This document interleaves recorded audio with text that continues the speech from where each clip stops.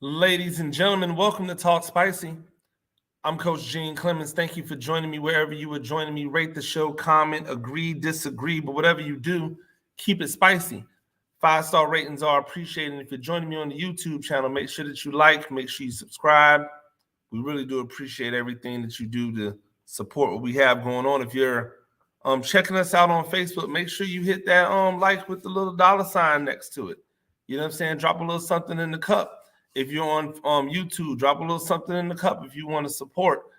Don't forget the Talk Spicy hoodie is out. Make sure you cop those if you haven't copped one already. I know some people have already inquired about copying those in blue and in that charcoal color.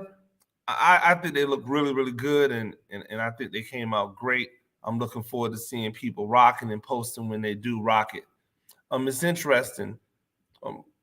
We as a society, we are obsessed with money, and I'm not immune to this. I at times become obsessed with money, or at least obsessed with obtaining money, right? Because we all feel like money releases us from everything. We feel like money should make everything better, but we never quite work out what we have to do or what we don't have to do in order to get that money. In sports, it's different. When guys get money, when women get money, expectations increase. Which, in a vacuum, I can say I understand. It makes perfect sense.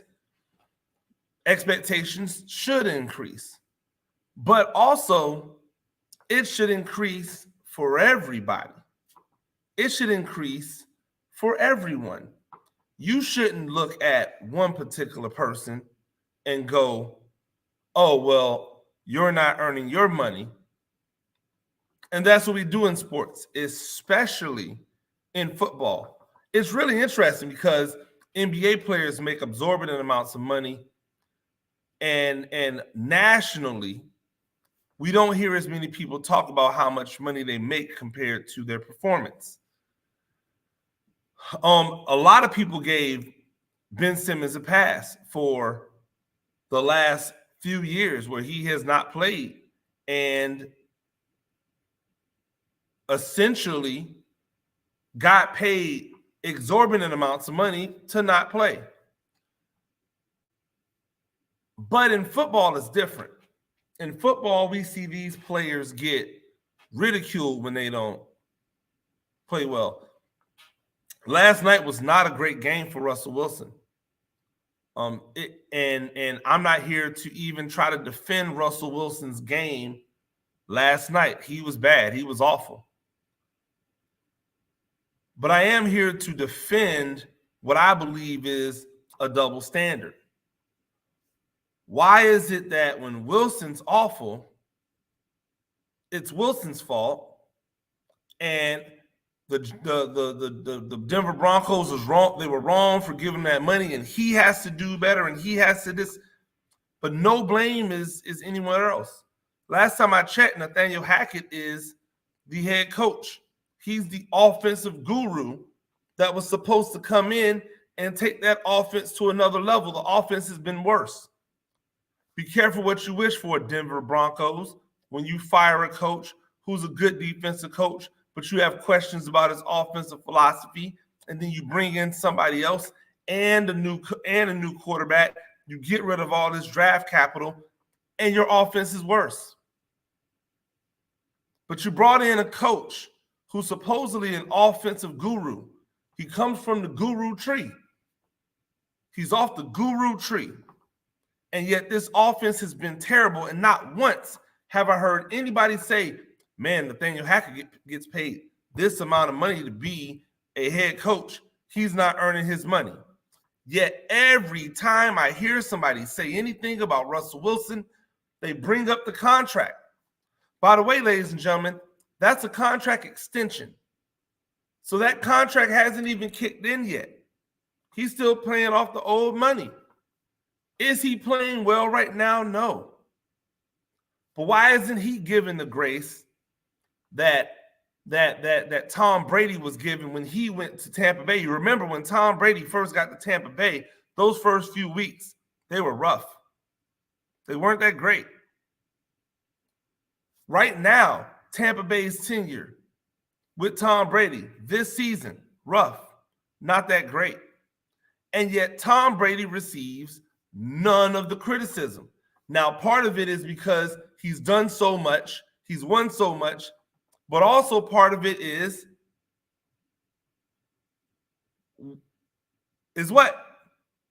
If you're not going to evenly and unilaterally put pocket watch and talk about how much money these people are making and how much they need to, then don't do it at all. Don't do it at all. Nobody talks about the fact that Nathaniel Hackett is making good money as a head coach and not living up to what he's being paid. Nobody's talking about the fact that Brandon Staley over in I think it's Staley. Heck, pick one. Let's go to the Chargers.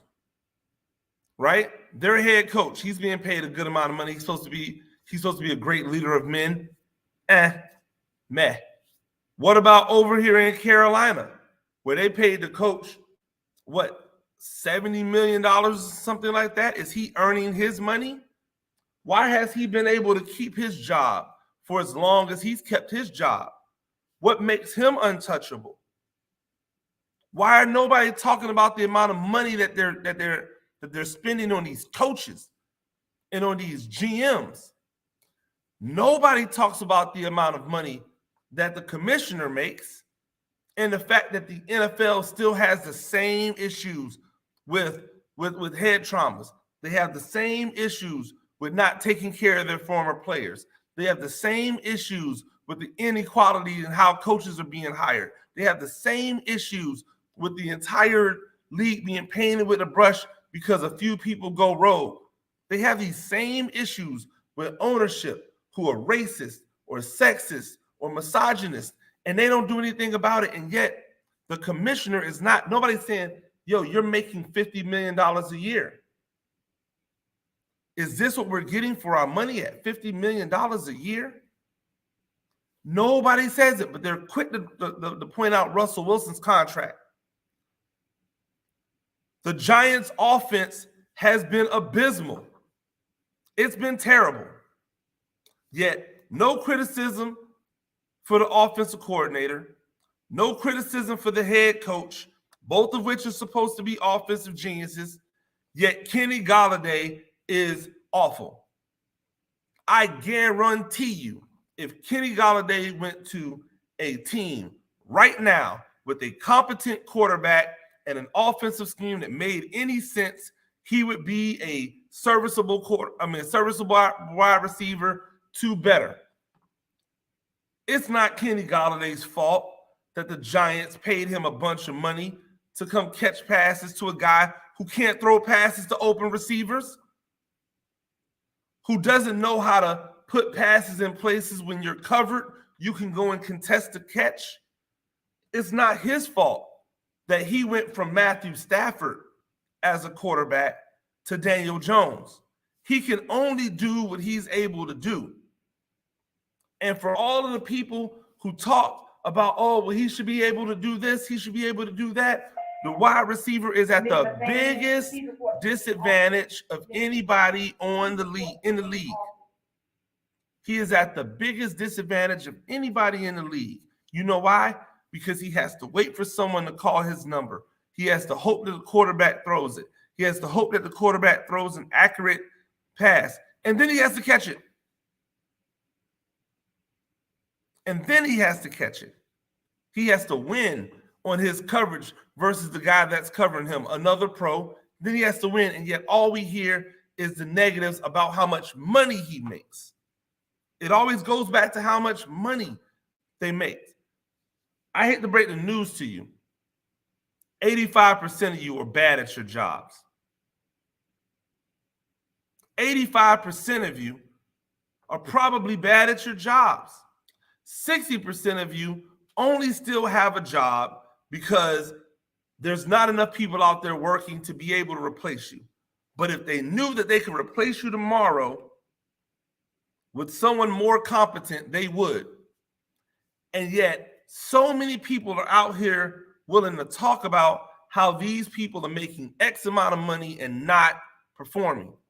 Is it about the money? If you're playing bad, you're playing bad. It has nothing to do with the money.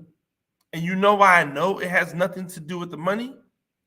Because I know for a fact that Russell Wilson is not going out on that football field trying to be bad.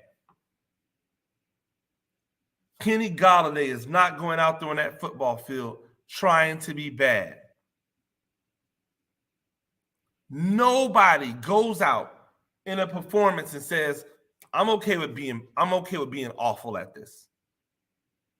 But they do it in jobs. They do it in regular jobs all the time.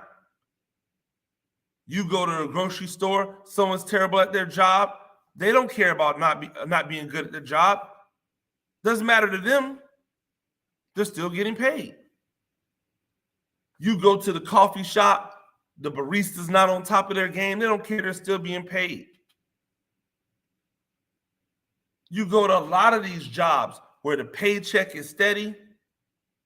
A lot of them don't care about doing their jobs. Not well. But when you know and you've done all that you can do to reach this pinnacle of your life where you're playing in the NFL and you know it's not long, nobody's going out there to just be trash. Stop it. Nobody's going out there to be trash. They're going out there trying the best that they can. And sometimes, guess what? They're bad. And it's okay to say they're bad. But we don't have to bring their money up every time they're bad. Every time Lamar Jackson has a bad game, people bring up his contract. See, that's why we don't know about paying him. That's why we're not sure if he should get his money. Every single time Lamar Jackson has a bad piece of the game. Oh, well, this is what we're talking about. I don't hear that. Nobody's talking about Jared Goff over here getting these goddamn empty stats, these empty calorie stats in Detroit. Nobody's talking about all this money that's being given to Matthew Stafford over in LA for him to play mediocre. Yet y'all are out here pocket watching. If you're going to pocket watch one quarterback, pocket watch all the quarterbacks. Bring it up for all the quarterbacks. Put a statistical analysis in and says who's actually giving the most production for their money. Do it for everybody. Don't just point out Russell Wilson. You know how many quarterbacks in the NFL are stealing money right now? You know how many quarterbacks in the NFL are flat out stealing money right now? Ryan Tannehill is a game manager for $100 million.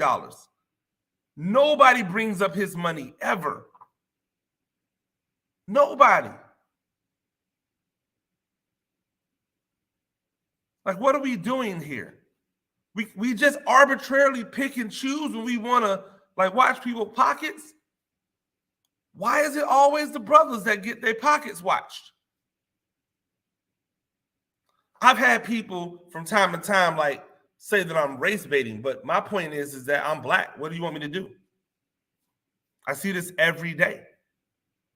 Should I not address what I see every day?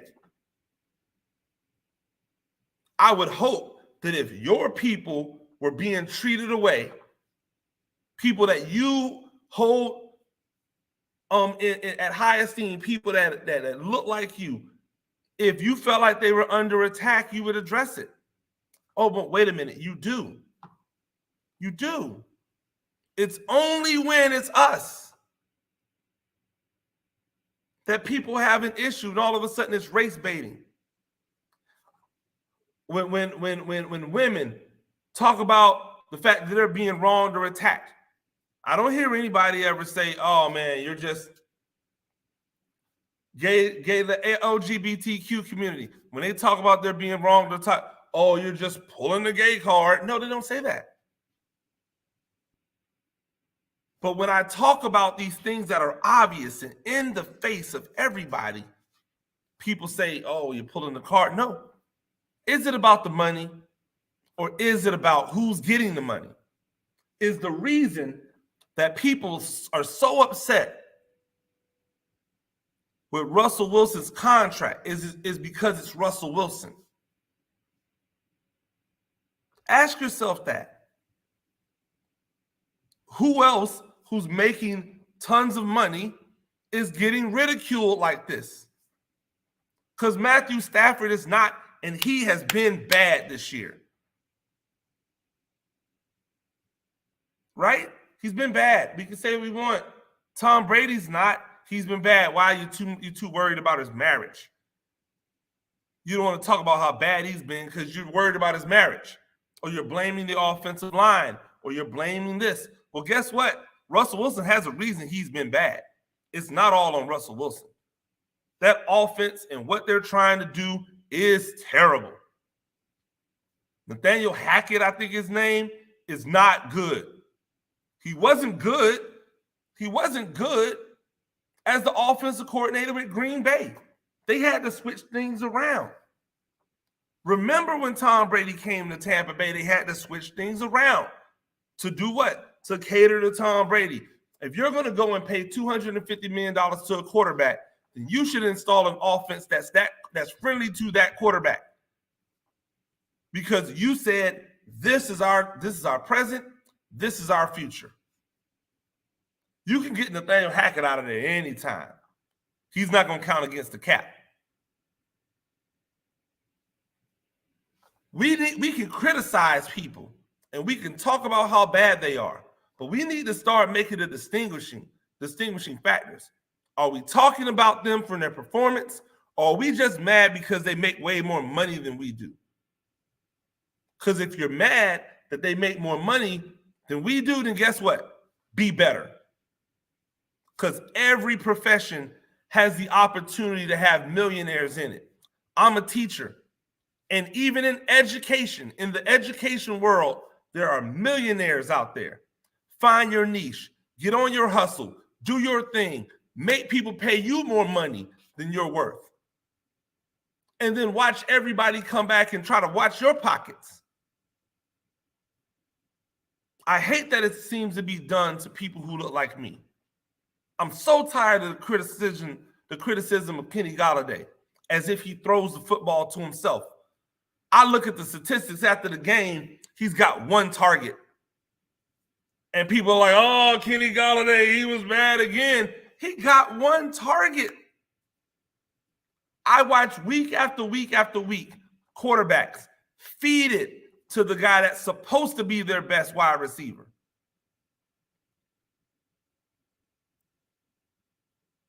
What's the difference? Oh, it's the money. But is it really about the money? Take the money away. Are you still mad at him? Take the money away. Are you still mad at him? Because it's not your money. You didn't have to come out of your pocket to pay these guys. Take the money away, and are you still mad? Ladies and gentlemen, that's Talk Spicy. I'm Coach Gene Clemens. We do this thing a few times a week. Rate the show, comment, agree, disagree, but whatever you do, keep it spicy. 5-star ratings are appreciated. And if you're joining me on the YouTube channel, make sure you like, make sure you subscribe. Until next time, peace.